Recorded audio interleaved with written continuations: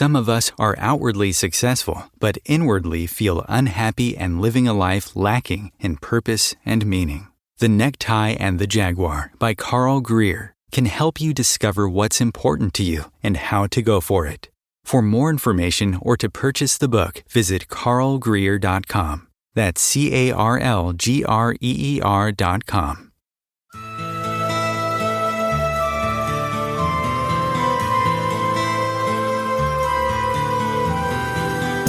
Welcome to What is Going Om, for new thought from the edge of Om.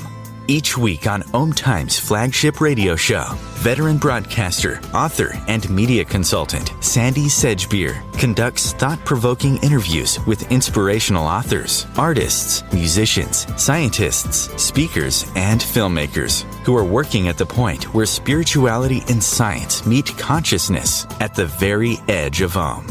Here is your host, Sandie Sedgbeer. Hello. This week, in what I believe is a first on this program, we're going to be discussing a novel, 3 in fact, which constitute a one-of-a-kind initiatic trilogy that has been purposefully and intelligently constructed based on ancient teachers and astrological wisdom, not just to entertain its readers, but also to educate, illuminate, and physically, emotionally, and energetically move us out of fear-based fourth-dimensional consciousness to the higher dimensions.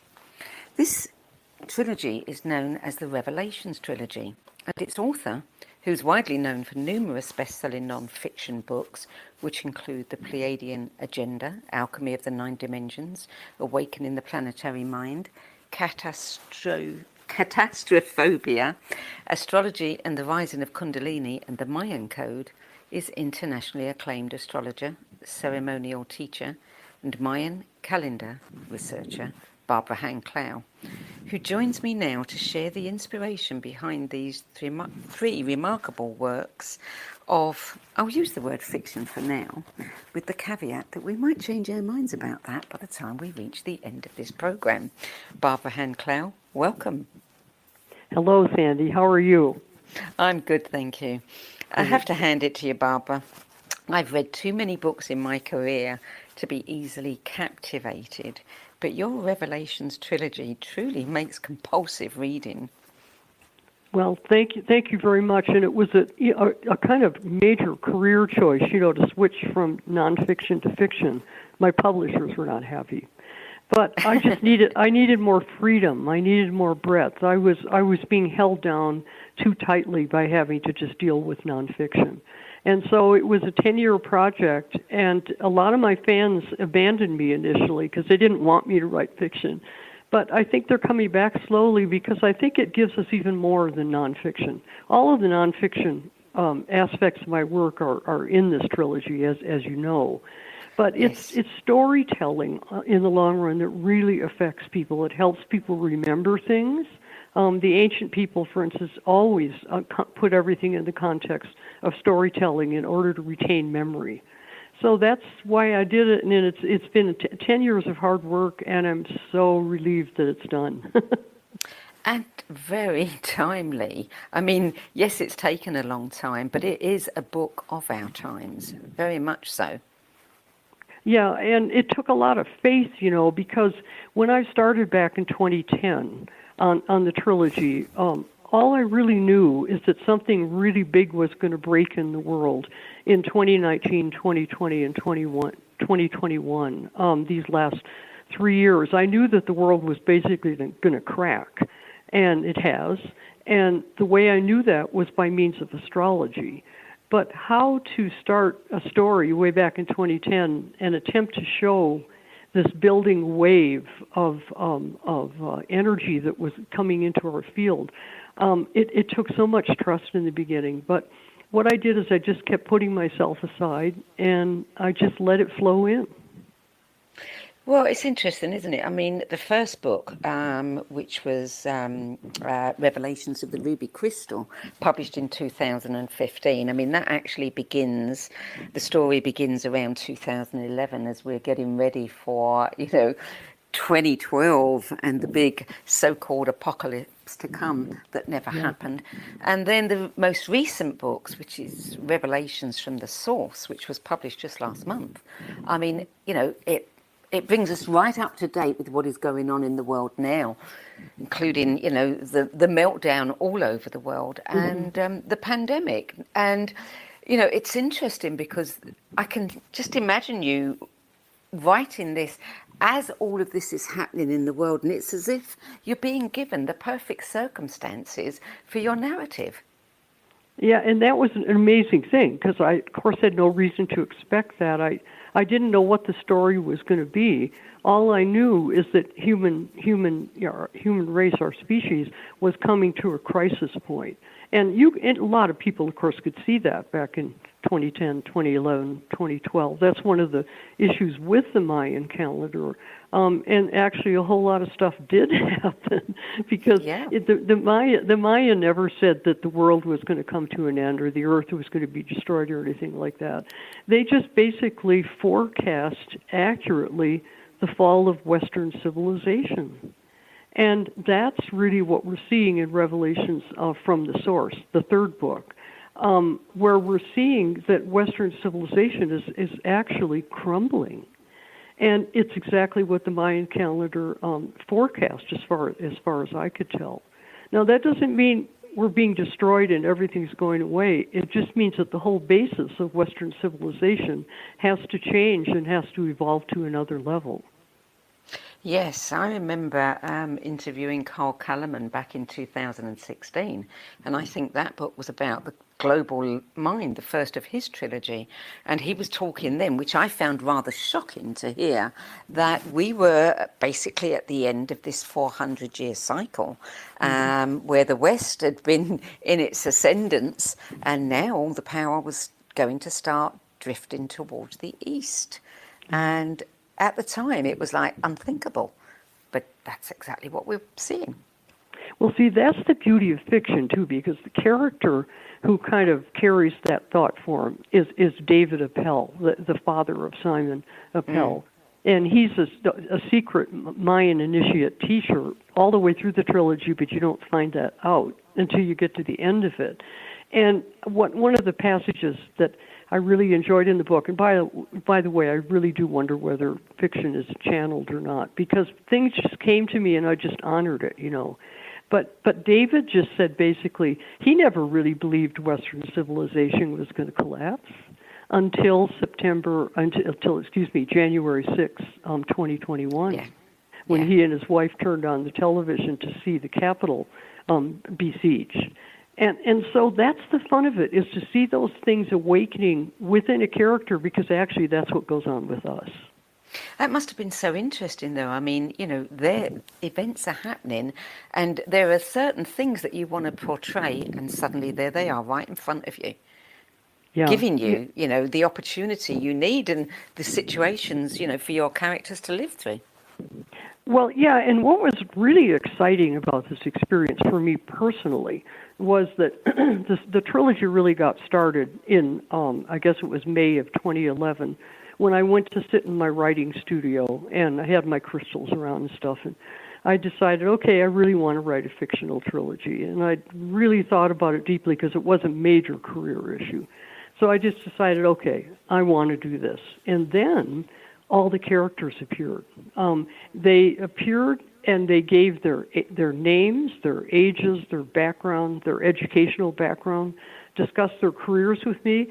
And 4 hours later, I had basically a whole book of yellow legal, one of those pads that we use, just filled with all the information about the characters.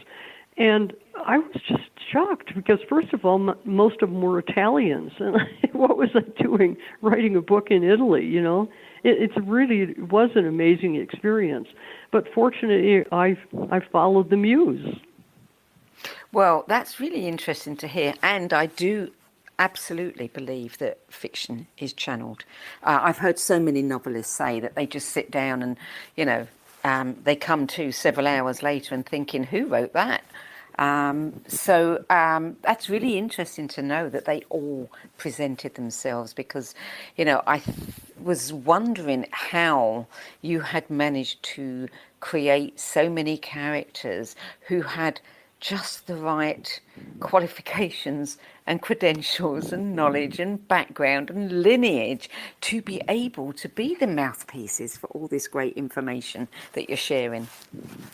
Yeah, and that's certainly just an issue of inspiration, because really only this group of characters could have actually described what's been going on in the way they did. I mean, it took some really intelligent people, including an astrologer, which was interesting, Claudia Yes. Tagliati. And that's interesting because I never would discuss astrology anywhere except in my astrology books. And otherwise, in all of my other work, I never discussed astrology because, a lot of people don't want to hear a word about astrology. But, how are you going to describe the breakdown of this 10-year period without using astrology? Because as it turned out, the astrology of this period is just stunning.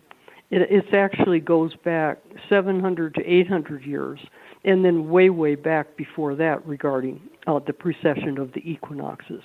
Because, of course, the central theme in this trilogy is basically this trilogy is really all about attempting to really describe the meaning of the age of Pisces now that the age of Pisces is closing. And, of course, the age of Pisces is around 100 BC up until the current moment. Basically, at this point, we're really in the age of Aquarius now. And if you go into a new age, Aquarius, without really understanding and absorbing and transforming the issues of the age of Pisces, you're going to miss a tremendous amount of potential growth. And another thesis in this book is that did happen 2,000 years ago. There's a major theme in this book about how the age of Aries actually kind of continued into the age of Pisces, and that has been a very destructive issue. And the reason for that is the age of Aries is the age of warfare, the age of organized warfare. There's always been warfare on the planet. There's always been camp robbing and all that. But the issue of organized armies and organized warfare is another issue. And so the whole age of Aries from 2200 BC to 100 BC is the age of organized warfare. And then, unfortunately, that carried over into the age of Pisces. And because the age of Pisces is the age of the development of organized religions, what happened is it became warfare for God.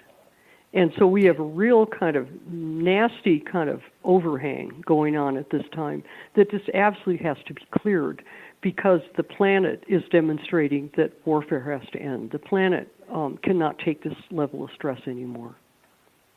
Indeed.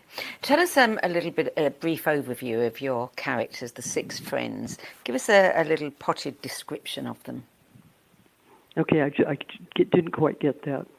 Can you give us a little description of the chief characters, the 6 friends? Yeah. Oh, okay. Yeah, I missed characters. I couldn't catch that one, Sandie. Okay.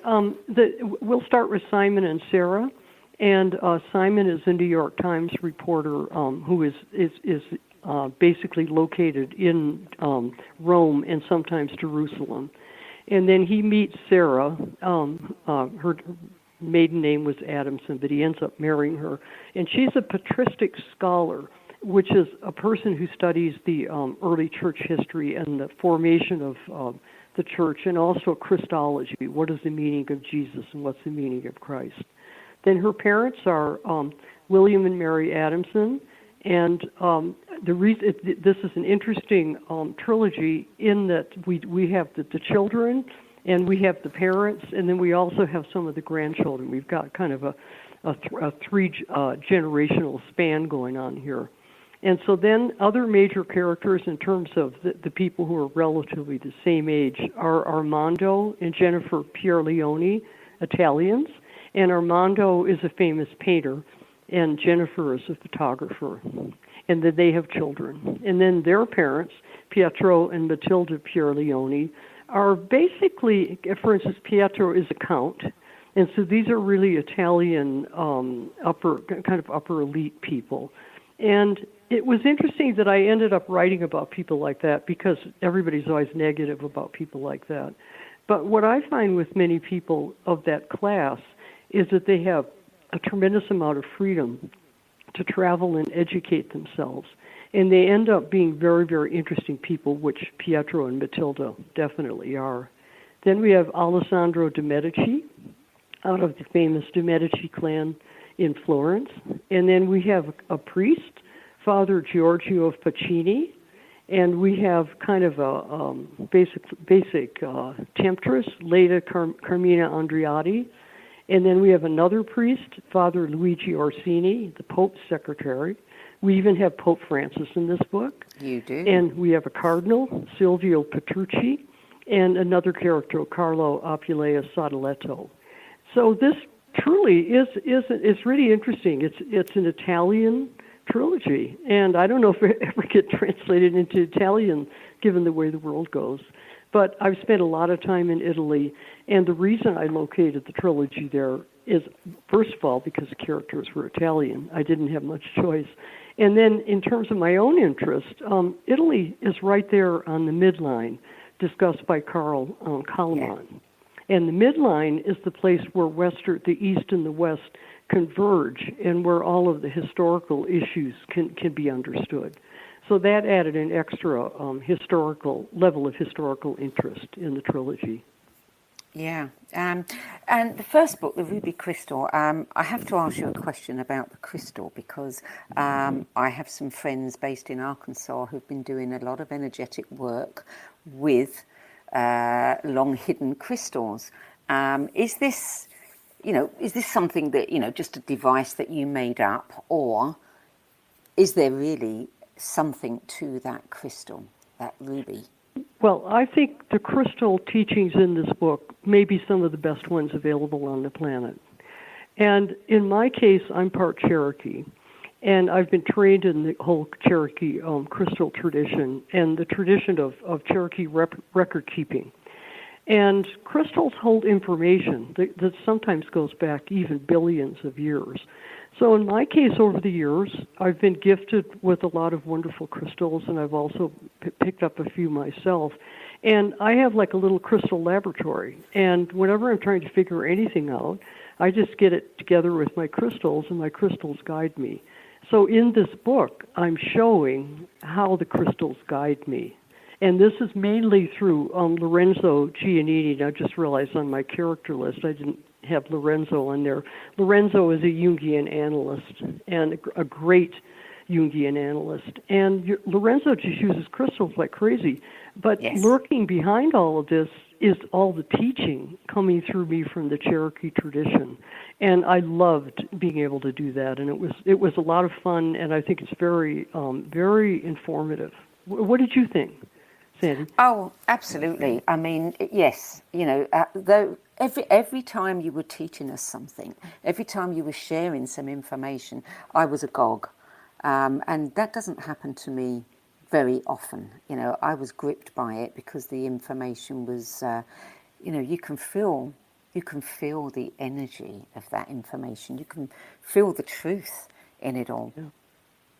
Yeah, and see, that's where fiction liberated me, because I have never, tried to advance my career because I'm part Cherokee. I don't even mention those things, but that got me away from having to say, well, according to the Cherokee, blah blah blah, and instead I could just let the people fly with it.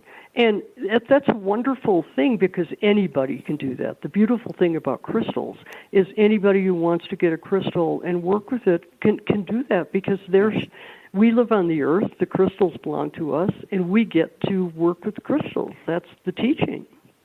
Mm. Did you have to do a lot of research for some of the information, or is this stuff that you've always known or long known? Well, where the research was daunting is all of the background details on what was happening in the Congress and in the Vatican and in global history. And so all of the background material in this book, many of the chapters have an opening section that explains what's going on currently while the plot is unfolding. And in order to do it well, in order to have all the details right, it took a tremendous amount of research. And it actually was funny with the publisher, because when the first volume, they went over that stuff like, with a fine-tooth comb. And they found a few things that they thought were inaccurate and got back to me, and I got right back to them and gave them the background data and said, this is accurate because. Then they just left me alone after that. Because since I'm a nonfiction writer, I know how to do things accurately. But what's important is for the reader to realize when they're reading about what was happening, like, say, in the Senate in 2019, it's accurate. And hopefully not one-sided either, because I had an interesting issue there with dealing with Donald Trump, because of course Donald Trump is a major part of the second and third book, Revelations from the Age of Aquarius, and then Revelations from the Source. And so dealing with Trump, objectively versus from a biased point of view, was pretty complicated. So I just simply showed what everybody else thought about him. Some people had good thoughts about him. Some people had bad thoughts about him. Yes. You said that you don't normally put astrology, or you wouldn't put astrology into a fiction book, but you found yourself doing that. I mean, I was wondering as I was reading it, knowing that you are an astrologer, whether Claudia was, modelled on yourself. How much of you is in these characters? A lot. So the parts of me, right? So certainly the astrologer Claudia is the same as the astrologer Barbara Hand Clow in terms of how I work and she works with astrology. When I was 1982, when I was 41, I was a mother of 4 children and a wife also. And I went to graduate school and got a degree in theology. And my focus was on early church theology, patristics. And so then I wanted to get a PhD back in the 80s. But of course I couldn't get a PhD because I was a mother with 4 children and a wife. And so Sarah is definitely my PhD, because what I did was, once I couldn't get a PhD, I did my own PhD anyway, naturally. Yeah. So each one of them's real. Each one of them's a real, it's fraction, and that's a hard thing to handle at times. Like Armando is a fraction of me, and Armando is a painter, and he's a very controversial character who starts out in the first novel being a really bad guy. And then by the time we get into Revelation from the Source, he has really transformed himself into a person of very high consciousness.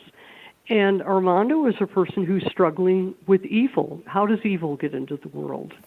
And so that was very much a fraction of me in terms of trying to come to terms with evil on our planet. So each one of them is really a faction. Do you have a favorite character? Pardon? Do you have a favorite character? Do I have a favorite character? Oh my goodness! This will surprise you, but it's William Adamson, and that's Sarah's father. Yes. And William Adamson is just this great Irish guy from Boston, who goes through the whole routine of being really angry when his daughter showed up with the damn Jew. And then really mad when he realized that this damn Jew was writing about priestly sexual abuse in the Catholic Church when he was trying to save the Catholic Church. And I just love what happened to William Adamson all the way through this novel, where he really suffered with the priestly sexual abuse issue and was abused himself as a young child, but couldn't realize that until we get into the third book in the trilogy. Yeah. I mean, and those, the fact that he struggled so much with this, is that based on yourself? I mean, is that why you warm to him the most?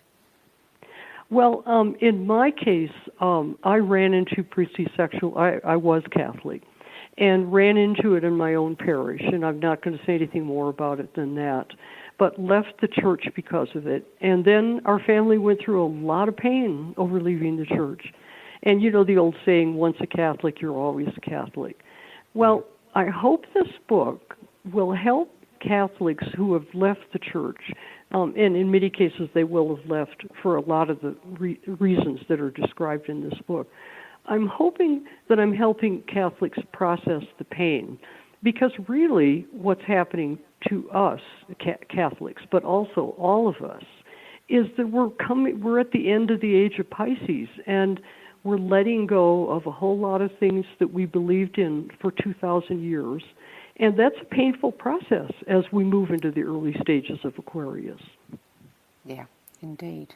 Absolutely. Yeah. We're going to take a short break now, Barbara. You're listening to What Is Going On. I'm Sandie Sedgbeer, and my guest today is internationally acclaimed astrologer, ceremonial teacher, and Mayan Calendar researcher Barbara Hand Clow, whose numerous best-selling books include Revelations of the Ruby Crystal, Revelations of the Aquarian Age, the Pleiadian Agenda, Alchemy of 9 Dimensions, and the Mayan Code.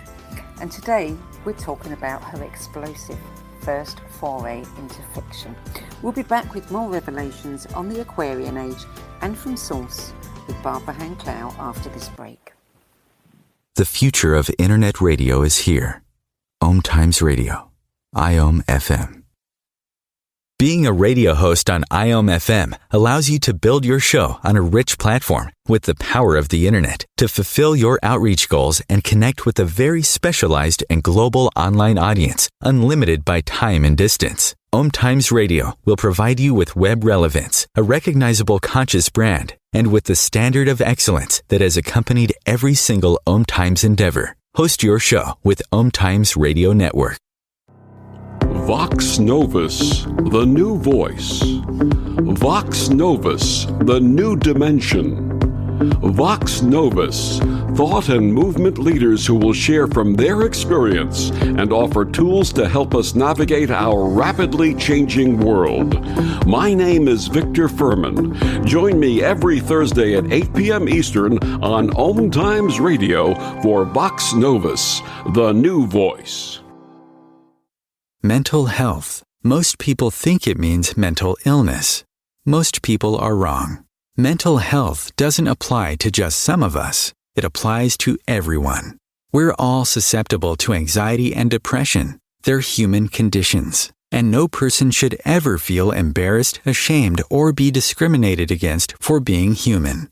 Cracked the podcast strips away the shame, fear, and stigma by expanding the conversation into areas less often visited. From brain and body chemistry, hormones, food, nutrition, trauma, and the microbiome, to pharmaceutical drugs, psychedelic substances, meditation, visionary experiences, and spiritual awakenings. Cracked the podcast will explore them all, including the notion that, for many, breakdown can be the beginning of breakthrough.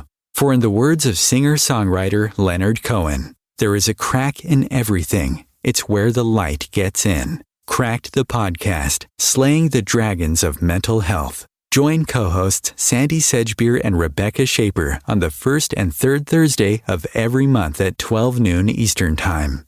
Coping-19, brought to you by CDC and the Ad Council. If you're feeling increasingly lonely right now, you're not alone. It's totally normal. Even though we may not be able to get together in person, connecting virtually with friends and family still gives you a chance to interact with people and may help raise your spirits. Join a virtual book club, set up group text chats, or online video coffee breaks with coworkers. Find more self-care and coping tips at coping-19.org. Welcome back. Before we rejoin Barbara Hand Clow, I just want to take a moment to share a discovery with you.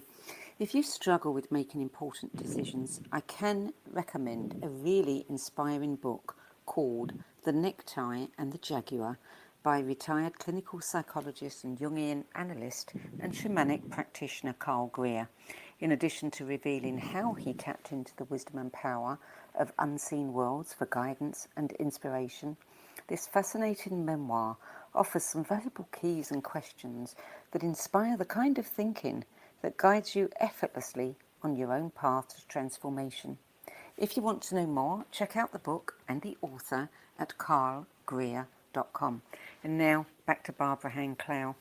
Barbara, As we touched upon in the first segment, each of your characters has access via their careers, their studies, to different kinds of ancient wisdom, knowledge and spiritual revelation. And of course, dialogue, as you said, is a perfect way for them to share with one another what you want the reader to know without it reading like a dry lecture. There's one particular passage in Revelations of the Aquarian Age when Sarah has a conversation with Claudia about the lost gospel. I really enjoyed this part of the book. Would you read a little bit of that passage to us? Yeah, I've got it right here. And this is a conversation between Sarah and Claudia. Claudia began thoughtfully. The Last Gospel is a very controversial book because the authors cobbled together a strong argument that Joseph and Asenath is actually an early Christian text from the early 1st century when Jesus and Mary were alive. Other established scholars have already successfully argued that it is a Christian text, not Jewish. So that idea is not controversial. But these authors go way beyond that. They argue that Joseph and Asenath are stand-ins for Jesus and Mary Magdalene and tell the story of the marriage of Jesus and Mary Magdalene and their children in this coded manner to protect their love story because the false model of Jesus was being invented and taking over at that time. Of course, that's like 0 to 100 AD. So it goes on. As a patristic scholar, Sarah continued to Claudia, I think they've made a very strong case for general readers. If they are right, the implications are astounding because the core message, Mary and Jesus' secret teaching, is that marital sex is redemptive. That's a revolutionary and extremely healing message. And it's one that's being shared quite a lot now, and I think some people are struggling with that one. Sex features quite prominently in this trilogy as alchemy, as abuse, as a form of control. And as you mentioned, there's a strong theme that runs through all three books of priestly sexual abuse watching the Catholic Church. You weren't afraid to cover, recent true events or tackle some of the explosive issues like systemic homosexuality, corruption, sexual abuse, blackmail, and even murder. You're also critical of past popes and high-ranking officials who are still alive today. And you openly voice your ambivalence about the current pope. Why did you tackle such contentious subjects? And have you attracted much criticism for it? Probably 10, 15, 20 years ago, I might have been criticized, but Dan Brown really made a major inroad into this one. It's kind of like enough people opened up to the possibility that Jesus could have been married to Mary Magdalene. It's just kind of an issue of the collective mind in a sense. And when you're in Italy, traveling in the museums, the Uffizi, wherever you decide to go, all you see everywhere are pictures of Jesus with this woman with red hair. All of the Renaissance painters and all that were really, really into that issue and really obviously developing that theme of Jesus having a wife. Well, the reason that this is so important, Sandie, is that we've had 2,000 years now of dealing with a major religion and also the Protestant spin-offs that are based on a celibate Jesus. And this is a huge issue as to whether Jesus was a real man and had a wife and even had children. And I think that this is probably going to be a central theme during the age of Aquarius, which is what we're moving into now. I think it's just going to simply be a whole new sense of who Jesus actually was while he was on this planet. And as you know from reading the book, I developed that a little bit more into some other areas, such as, was Jesus from some kind of off-planet location? That's another theme that creeps up on us in this third book. It does so indeed. Really, yeah, and so really what happened there, and I actually didn't intend it, it's just the characters got into it, is that there is a major revisioning going on of who Jesus actually was. And what that's really about is a major envisioning of who we are as humans, who men are as men, and who women are as women. And this is a natural evolution of a point of view toward a sacred, because of course Jesus, for everybody on the planet, I got into the Islamic attitude toward Jesus, the Islamic teachings about Jesus, the Jewish teachings. Jesus is just simply an important sacred figure, no matter what else you want to say about him. It would be like saying the Buddha isn't sacred, you know what I mean? It'd be ridiculous. And so our viewpoint on these sacred characters has so much to do with our understanding of ourselves. And that's really what the characters were attempting to develop. Alessandro De Medici talks to his friend Pietro, Armando's father, about his and Pietro's bloodline having to purge the evil Piscean archons. And Pietro says that looking to the future, the Gnostics feared this time the most because they knew the archons would pillage the earth. And Pietro needed to analyze archon power strategies, particularly in the Vatican. Who or what are the archons? Okay, I had a little trouble hearing you. What was your question? Who or what are the archons that you write about? Oh, I see. I got you. Okay. I couldn't tell if you said archives or archons, and there'd be a very big difference here, needless to say.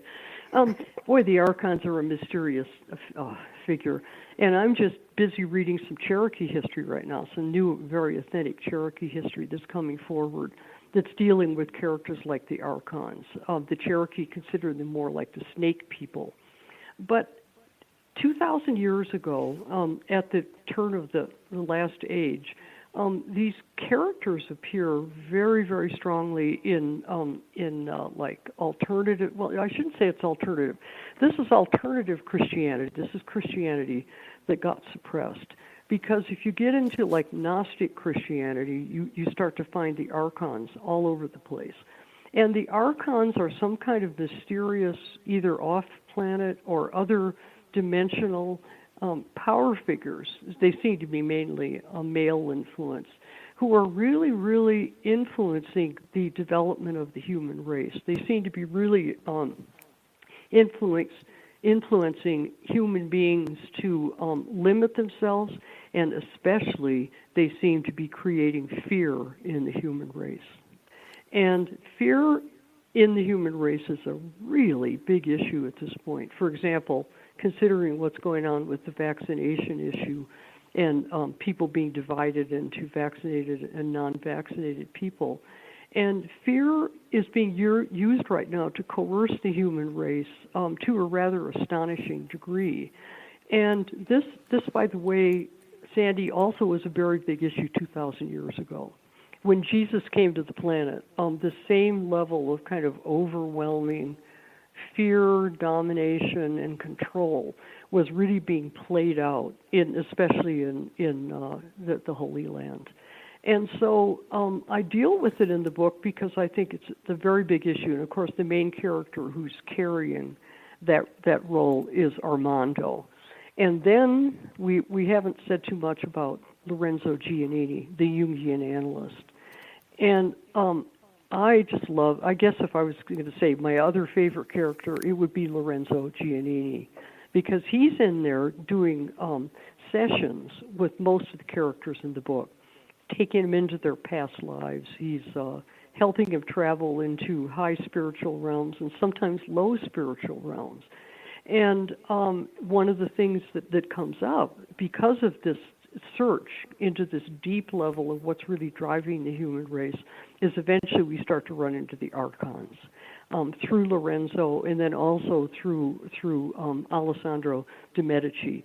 And Alessandro De Medici is just kind of an amalgam. He's not based on any particular De Medici person in Italy, but he's kind of an amalgam of the Renaissance breakthrough of the Medici, which has affected our culture so much.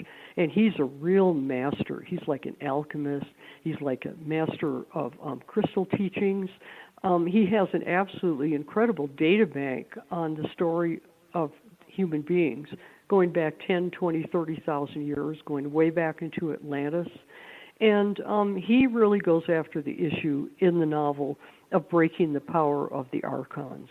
And I'll be honest with you, if I was going to say who are the archons in our current reality, I would say it's public health and big pharma. We won't say much more about that because we don't want to be limited in our ability to talk. But I would like to say that anything, put it this way, anything that's causing you to fear is something that should be looked at because it's not real. There really isn't actually anything to fear. You know, the old saying, except fear itself.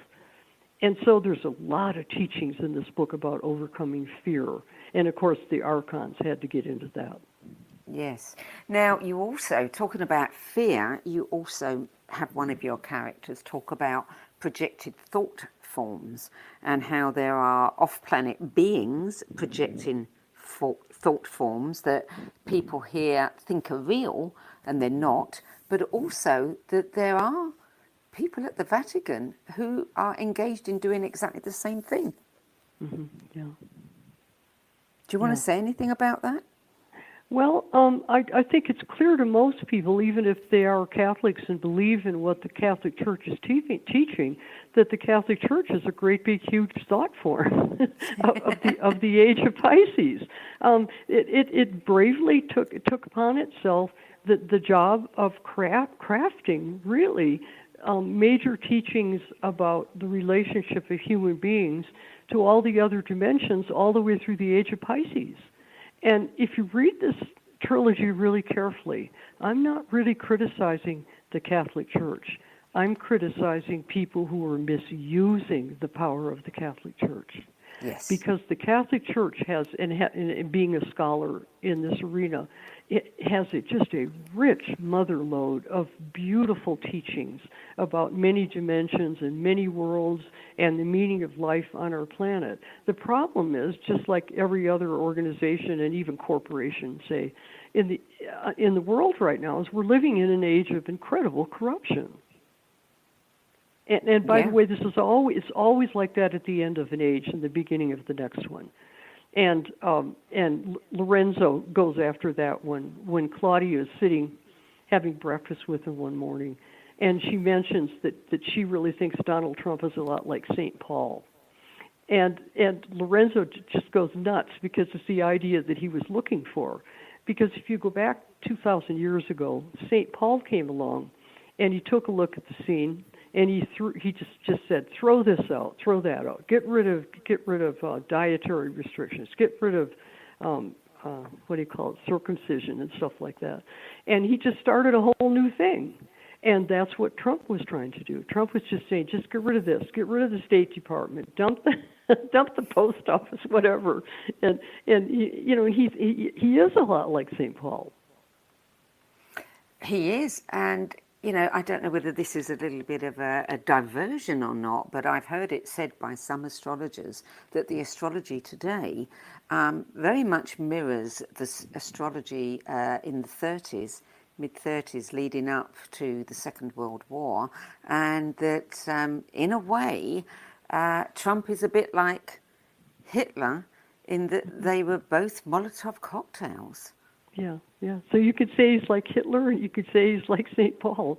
Yeah. You can absolutely say either one for sure. And that's where I tried to stay on that edge because obviously this is a person who is having a huge impact. And the stupidest thing anybody can do when somebody's having a huge impact is just act like the person's stupid, act like they don't know what they're doing, act like they don't mean anything. And you're just opening yourself up for getting taken right over by the thing you think you don't like. You can't dismiss somebody with that much power. You have to. That's where all of us have to take responsibility for really thinking deeply about, well, what do we really think about what that person just said? Well, absolutely. I mean, his astrology is very interesting, and the astrology of America right now is very interesting too. I mean, it's almost like, all the little wheels, the cogs are turning and they're aligning with something really important that has to happen. Mm-hmm. Yeah, this year has been really tough, hasn't it? Just psychologically. the reason for that is this year was the year of 3 squares between Saturn and Uranus. And Saturn represents making structure and creating form, and then Uranus represents freedom. So the ultimate stress is between creating form and also creating freedom. So this whole year, all of us have kind of been in an alchemical furnace where our freedoms have been restricted, and we don't know how to create the next step because we don't know what's going to happen next, And fortunately, from the astrologer's point of view, those 3 transits, the last one is Christmas Eve Day, December 24th. And it's actually, the whole conflict has already started to ease up right now. And so I think people can look forward to a little bit more clarity starting now and then going into 2022. Because this year, as far as I'm concerned, has really been awful.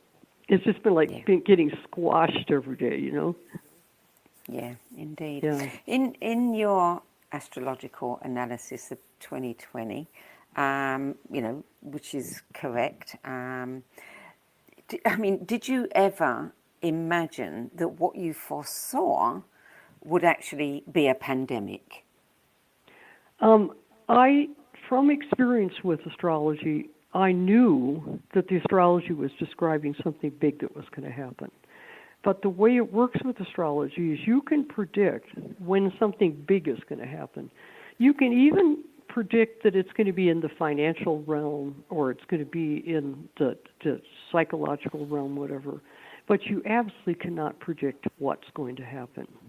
And so what I didn't know is I didn't know what was going to happen. And I knew that some gigantic break was going to happen, but I couldn't tell that it was going to be a pandemic until it acted. The minute it hit, I went, oh, that's what that's it. Yeah, absolutely.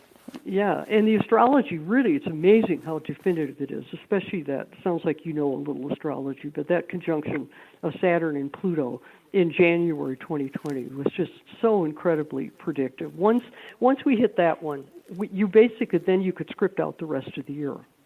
See, once you do know what's going to happen, and you know how it's going to happen because of the way the planets work, then you can get pretty predictive. Not until you know the subject. Yeah. All of your characters, they evolve. You talked about Armando, going from this tortured soul who was not a very nice person to really, becoming somebody, quite powerful and quite different. Every single one of them evolves. And obviously that is, your message to us that we all have the ability to evolve as well. Correct. Yeah, and then there's also a couple of characters who just get knocked off because they're so evil. In other words, there's another thing going on in there. In other words, I'm showing characters who are really dedicated and heart open and really wanting to change and grow, and we watch them develop. But there's some other people who just basically bollocks themselves into a corner, and then there they are. And Sandie, one of the things that happened, when you go through like 10 years of work like this, you almost become so obsessed and involved that you can't even see outside the window. Can you imagine that? Yes. These became my friends. I can tell you most of these characters were a lot more interesting than a lot of the people that I have around me as friends. That's just the truth. But of course, that's and so it was more fun to spend time with the characters than with some of my friends. You can imagine that. I can see that because, for me, the mark of a book that really makes a big impact on me is that the characters stay with me, and they stayed with me. Even now, I can conjure them up, and they're so real. Yeah. Well, thanks for saying that. But then here was the big deal for me, at least. Okay, it's all done.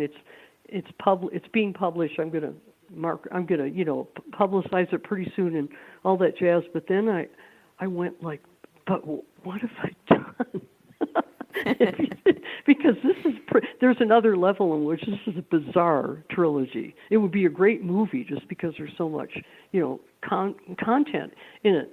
But then I started to realize, once I started saying, well, what have I done? I started to realize that each one of these characters is carrying a major archetype in the current scene that we're watching unfold. Yes. And I started to look at each one of them, and I could see how each one of them represented kind of a certain level of thought that's developing at this point. And then I kind of came to peace with it. I went, well, that's got to be a good thing. I mean, if that's going to get people to, because we're living in, from another point of view, we're living in a very shallow age right now. And people do need to start thinking more deeply. And if works of art like this get people to do that, that's got to be a good thing. And by the way, that especially applies to Pope Francis. And of course, Pope Francis is Pope Francis. And I can talk about him, and I can talk about Donald Trump. But of course, what I actually do with Pope Francis is absolutely fictional. And it was wonderful to see Pope Francis right on that edge of really being able to go one way or the other. He's a really interesting pope in that sense. He doesn't have a fixed theme and agenda that he's pushing. He's almost allowing people to do more of it themselves by him not imposing, kind of a fixed agenda. Yeah. So tell me, Barbara, I mean, you've wanted to write fiction for many, many, many, many years. Did you ever imagine that if and when you finally got around to it, you would produce something like this? Well, that's a really interesting question, because to tell you the truth, it was hard for 40 years to write nonfiction. I used to be a publisher, as you know. I was the acquisitions editor for Bear & Company for 20 years. And I know what sells and what doesn't sell. And during the time that I wanted to write fiction, this was the period when fiction has been sexually obsessed, very violent, very evil as far as I'm concerned in many cases, and I don't want to write a book like that. And so I knew that with the kind of fiction I wanted to write, I knew that I couldn't possibly get it published until I succeeded as a nonfiction writer. So when I reached age 70, I decided that I had enough name recognition to do what I really wanted to do. And I didn't know what I was going to do, but I knew I was going to do it. And I'm so glad at this point that I did it. It's absolutely the hardest thing I've ever done, by far. Yeah. But I'm so well, I happy. have to say, I love your non-fiction books. I do. And so do many others, clearly, by the sales. But, I'm so glad you had the opportunity to do this and took it. Well, but yes, and thank you. But I'd also like to say, let's take the 9 dimensions and my work in Pleiadian agenda and then alchemy, which I think of my nonfiction. I think that's my most original work. A lot of my work is more derivative, like writing a book about the Mayan calendar based on Kalaman's research.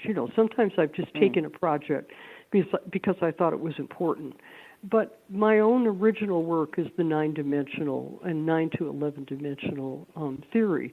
And I think because the characters in this trilogy are 9-dimensional and are expressing how that actually works, I think that's what it's going to take for the nonfiction work to be really, really respected.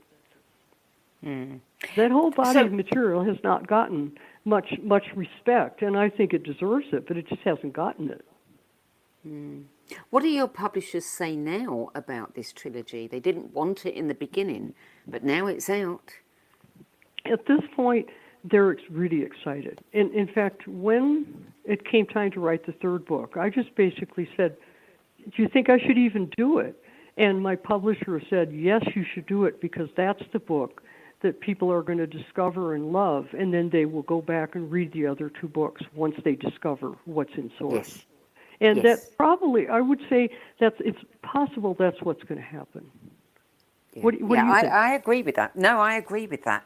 Yeah. I agree, because, it got meatier and meatier for me. The deeper I went into it, the further I went into it.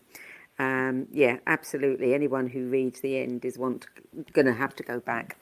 We're almost out of time. We've just got probably a couple of minutes left. Now that you've earned your fiction writing wings, are you planning on sharing more revelations? And are you planning to bring these characters back? Yeah, I'm already having people encourage me to go on.